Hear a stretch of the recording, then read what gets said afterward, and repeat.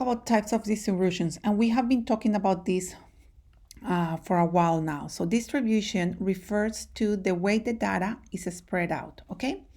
So the first type that we're going to talk about is symmetrical distributions. And we already said that this is also called bell shape or normal distributions because it have a clear center, the distribution, and an even spread on either side. So it's when this type of thing happens. Boom. Agree? So we can see that this one maybe is a little bit to the left. If I draw it here.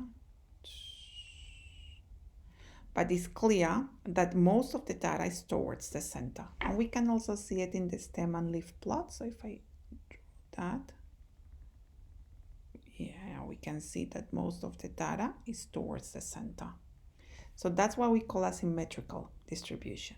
Remember that when we have a symmetrical distribution, we like to use the mean or the average for measures of center and the standard deviation for measure of spread. So remember that, okay? Good. Now, when we have skewed distributions, like these ones here that we have, so these are skew distributions, which means that they're affected by outliers or unusual scores. So if we see this one is concentrated towards the smaller values of data. And this one, when it's like this, we call it positively skewed, okay?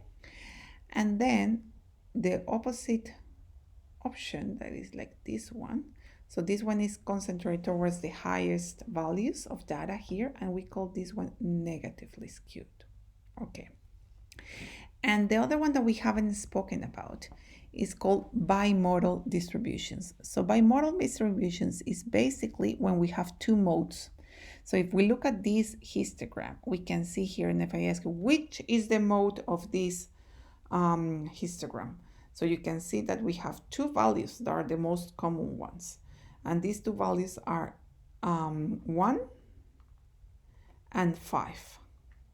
Okay, so when this happens, we call that we have a bimodal distribution. Okay, wonderful. In the next video, we're going to continue doing some examples.